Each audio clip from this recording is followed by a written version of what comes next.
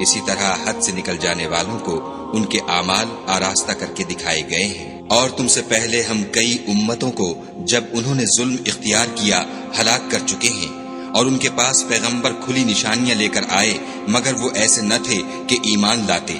ہم گناہ گاروں کو اسی طرح بدلہ دیا کرتے ہیں۔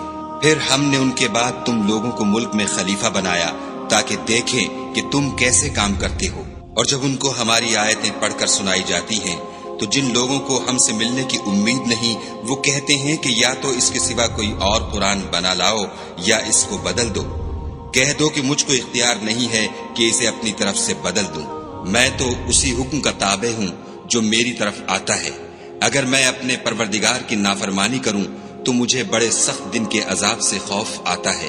یہ بھی کہہ دو کہ اگر خدا چاہتا تو نہ تو میں ہی یہ کتاب تم کو پڑھ کر سناتا اور نہ وہی تمہیں اس سے واقف کرتا۔ میں اس سے پہلے تم میں ایک عمر رہا ہوں اور کبھی ایک کلمہ بھی اس طرح کا نہیں کہا، بھلا تم سمجھتے نہیں؟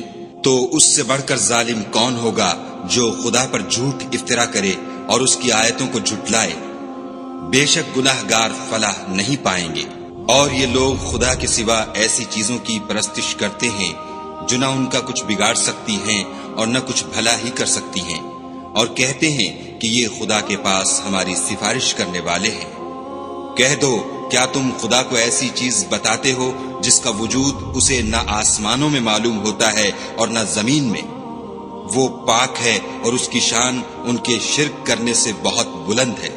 اور سب لوگ پہلے ایک ہی امت یعنی ایک ہی ملت پر تھے، پھر جدا جدا ہو گئے۔